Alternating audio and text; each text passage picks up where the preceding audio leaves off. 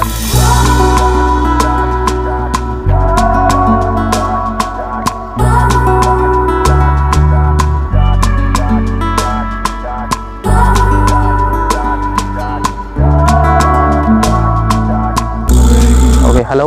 എൻ്റെ പേര് നിതിൻ.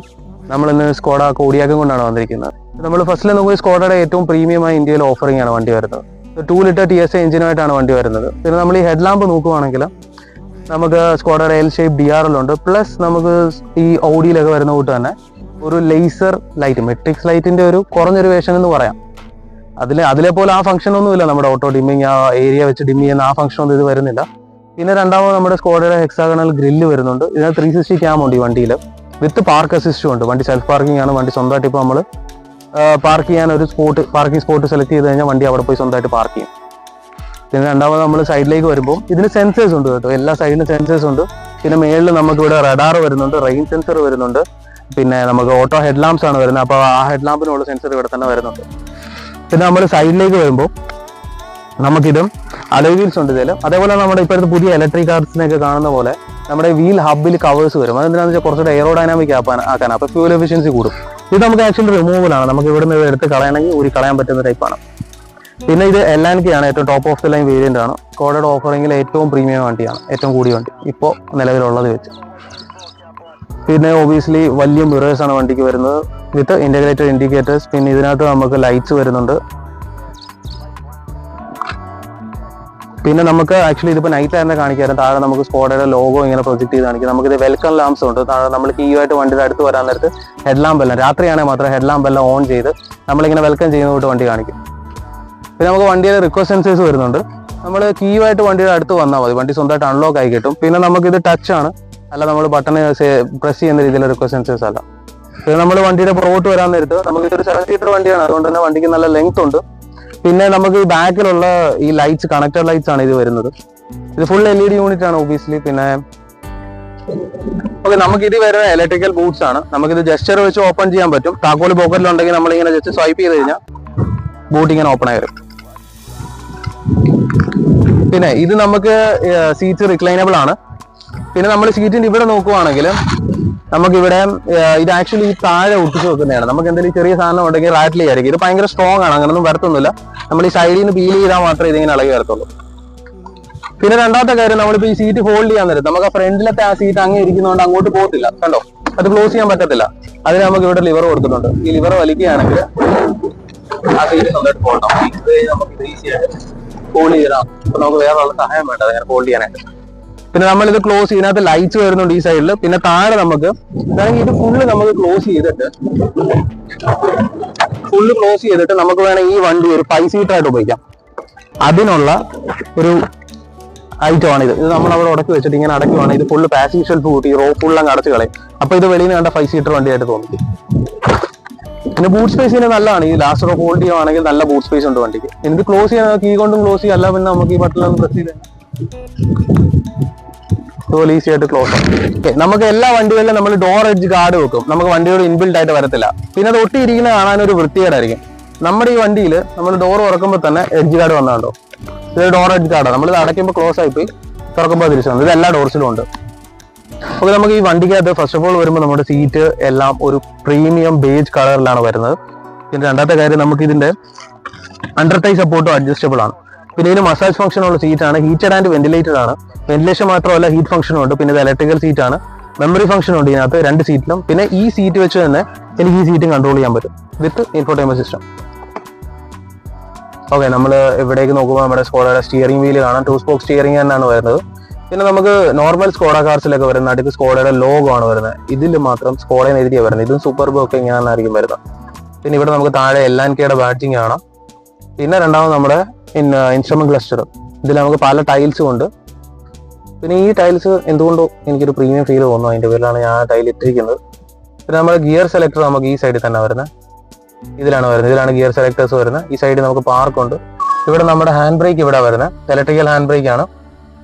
ഇവിടെ തന്നെ നമ്മുടെ ഹെഡ് ലാമ്പിന്റെ കൺട്രോൾസ് എല്ലാം വരുന്നുണ്ട്. ഓട്ടോ ഹെഡ് ലാമ്പ് എല്ലാം കൺട്രോൾസ് ഇവിടെ തന്നെയാണ് വരുന്നത്.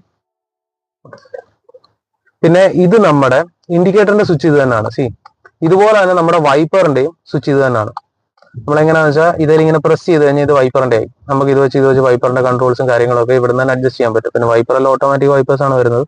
പിന്നെ ഇത് നമ്മുടെ ക്രൂസ് കൺട്രോൾ പ്ലസ് ഇതിലൊരു ഫീച്ചറും കൂടെ വരുന്നുണ്ട് ഈ ലിവർ തന്നെ, ലിമിറ്റർ എന്ന് പറയുന്ന ഫീച്ചർ. ഇപ്പൊ പേരൻസോ ആരെങ്കിലും വണ്ടിയെ പോവാ, അവരുടെ പിള്ളേരെ വണ്ടി ഓടിക്കുന്നുണ്ടെങ്കിൽ നമുക്ക് ഇവിടെ ലിമിറ്റ് സെറ്റ് ചെയ്യാൻ പറ്റും. ലിമിറ്റ് സെറ്റ് ചെയ്തതിൽ ഒരു പ്രാവശ്യം ഇപ്പൊ 90 ലിമിറ്റ് കിടക്കുന്നത്, അത് നമുക്ക് കൂട്ടാനും കുറയ്ക്കാനും പറ്റും. ലിമിറ്റ് ഇപ്പൊ കൂടുന്നുണ്ടോ, ഇപ്പൊ 1, 2 വെച്ച് കൂടും, ഒറ്റയടിക്ക് കൂടുന്ന ഫുള്ള് തട്ടി കഴിഞ്ഞാൽ 10 വെച്ച് കൂടും ലിമിറ്റ്.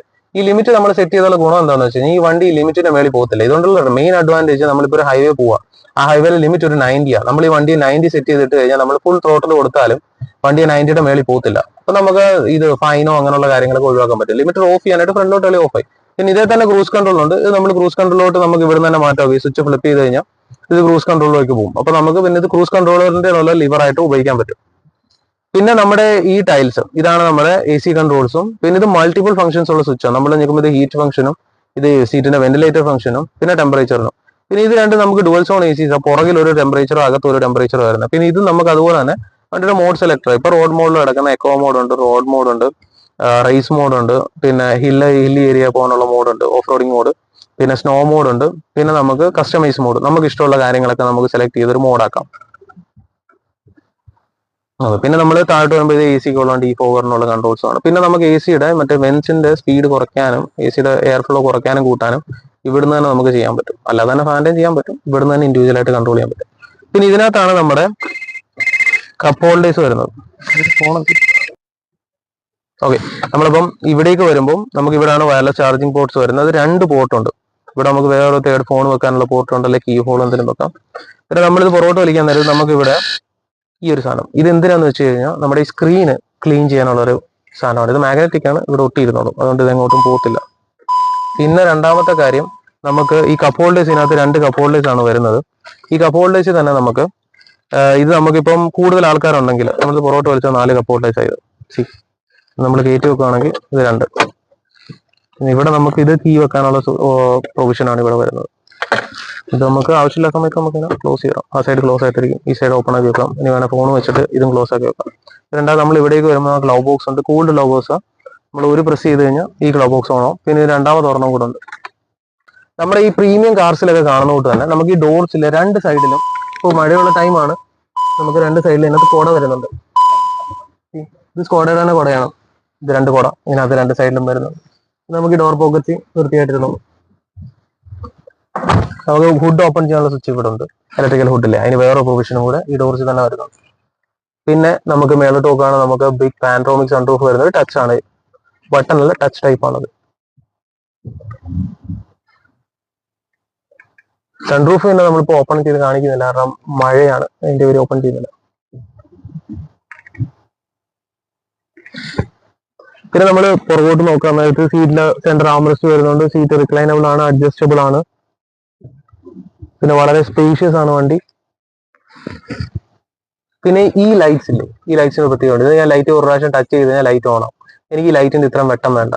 ഞാൻ ഇങ്ങനെ വെച്ച് ചെറുതായിട്ട് സ്വൈപ്പ് ചെയ്ത് കഴിഞ്ഞാൽ ലൈറ്റ് ഡിമ്മായി പോകും, ഡിമ്മായി ഓഫ് ആവും. എനിക്കിപ്പോൾ ലൈറ്റ് ഓൺ ആക്കി ചെറിയ വെട്ടം വേണം, ചെറുതായിട്ട് വെച്ച്. ഇതിലും കുറച്ച് വേണമെങ്കിൽ ഇങ്ങനെ ഇച്ചിരിയും കൂടെ വലിച്ചു കഴിഞ്ഞാൽ ലൈറ്റ് ഇങ്ങനെ വെട്ടം കുറഞ്ഞു കണ്ടോ. ഓഫ് ആക്കണം, ഒരു പ്രാവശ്യം ടച്ച് ചെയ്ത് ഇത് പോകും. എല്ലാം ടച്ച് സെൻസിറ്റീവ് ബട്ടൺസ് ആണ് ഇത് വരുന്നത്. പിന്നെ നമ്മുടെ ഈ റിയർ വ്യൂ അല്ല, നമ്മുടെ മിറേഴ്സ് നോക്കുകയാണെങ്കിൽ നമുക്ക് വാനിറ്റി മിറേഴ്സ്, ഇത് പുറകോട്ട് ഇങ്ങനെ ഈ ഫ്ലാപ്പ് വലിച്ചു കഴിഞ്ഞാൽ ഇവിടുത്തെ LED ലൈറ്റ്സ് ഓൺ ആയി വരും. ഇത് അടച്ചു കഴിഞ്ഞാൽ സിംപ്ലി ഓഫ്. അത് തന്നെ 2 സൈഡിലും നമ്മുടെ വരുന്നുണ്ട്. പിന്നെ ഇത് നമ്മുടെ ഒരു ബെസൽലെസ് ഫിനിഷിലാണ് കൊടുത്തിരിക്കുന്നത്. ഇത് ഓട്ടോ ഡിമ്മിങ് ആണ് ഓബിയസ്ലി. പിന്നെ നമുക്ക് ഈ സൈഡ് നമ്മൾ നോക്കുന്നത് ടൈപ്പ് സി പോർട്ട് ഉണ്ട്. ഇവിടെ നമുക്കൊരു ടൈപ്പ് സി പോർട്ട്സ് വരുന്നുണ്ട്. ഈ പോർട്ട് നമുക്ക് എന്തിനാണെന്ന് വെച്ചാൽ നമ്മൾ ഡാഷ് ക്യാം ഇൻസ്റ്റാൾ ചെയ്യുവാണെങ്കിൽ ഇവിടെ നമുക്ക് ഡയറക്റ്റ് കുത്തി ഇൻസ്റ്റാൾ ചെയ്യാം. അതിന് വേണ്ടിയുള്ളതാണ്. ഡോൾബി അറ്റ്മോസ്ഫിയർ ഉണ്ട്, സബ് വൂഫർ ഉണ്ട്, ക്യാൻഡന്റെ സ്പീക്കേഴ്സ് ആണ് പ്രൊവൈഡ് ചെയ്തിരിക്കുന്നത്. പിന്നെ നമ്മുടെ ഇൻഫോർടൈൻമെന്റ് സിസ്റ്റം ഇതാണ്. ഇത് വളരെ എന്താ പറയുക, നമ്മുടെ നല്ലൊരു ക്ലാരിറ്റി ഉള്ള ഇൻഫോർടൈൻമെന്റ് സിസ്റ്റം ആണ്. ബാക്കിയുള്ള നമ്മുടെ സ്കോഡയുടെ വണ്ടികൾ വന്നിരിക്കുന്ന തൊട്ടല്ല. പിന്നെ രണ്ടാമത് സ്കോഡയുടെ ഒരു പേരുള്ളത് നമ്മുടെ ഈ ക്യാമറയുടെ ക്ലാരിറ്റിയുടെ കാര്യത്തിൽ പറഞ്ഞു. പക്ഷെ അത് ഇതിലില്ല. ഇതിൽ ക്യാമറ ക്ലാരിറ്റി എന്ന് വെച്ചാൽ ഇപ്പോൾ വെട്ടം കുറഞ്ഞൊരു ടൈമാണ്, അതിന്റെ പേരിലാണ് നമുക്ക് ഈ വ്യൂ കുറച്ച് കുറഞ്ഞ് കിട്ടിയിരിക്കുന്നത്. ഇല്ലായിരുന്നെങ്കിൽ ഈ കുറച്ചുകൂടെ നല്ലതായിരുന്നു നമുക്ക് കിട്ടുന്നത്. ഇപ്പൊ വെട്ടം കുറവായിട്ട് പോലും നമുക്ക് നല്ല രീതിയിലാണ് ആ വ്യൂ കാണുന്നത് അതിനകത്ത് ഇപ്പോഴും. ഓക്കെ, പിന്നെ അടുത്തതിനകത്ത് സെൽഫ് വർക്കിംഗ് ഫംഗ്ഷൻസ് ഒക്കെ ഉണ്ട്. നമുക്ക് ലാസ്റ്റ് കാണിച്ചു തരാം അതങ്ങനെ വർക്ക് ചെയ്യാന്നുള്ളത്. പിന്നെ നമ്മളിനി ഇതിനകത്ത് മ്യൂസിക് സിസ്റ്റം നോക്കുകയാണെങ്കിൽ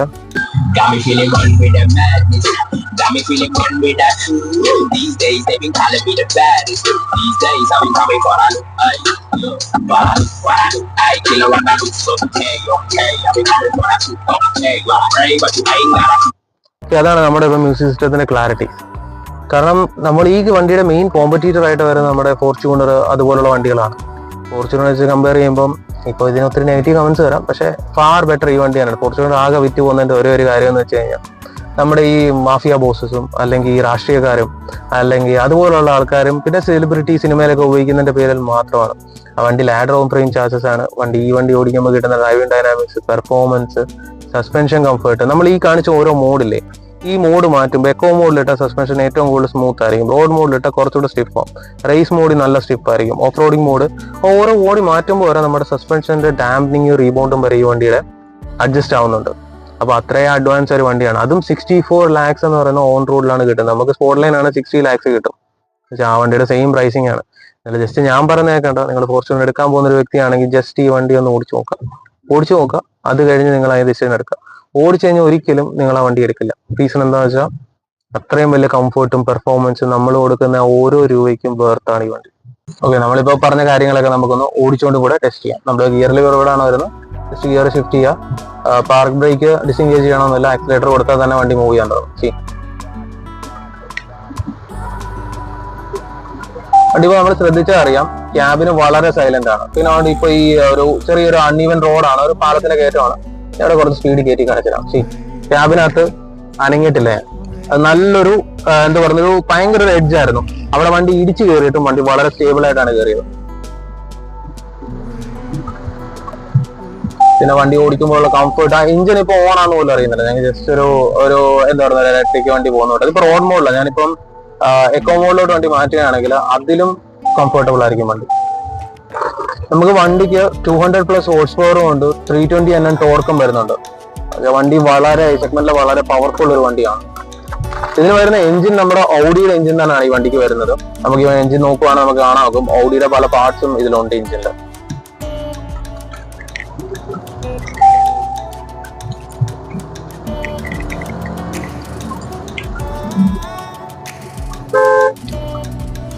നമ്മളിപ്പോ ഒരു 100-ലാണ് വളവെടുത്ത് ക്യാബിന്റെ അകത്ത് നമ്മൾ ഒന്നും അറിഞ്ഞിട്ടില്ല.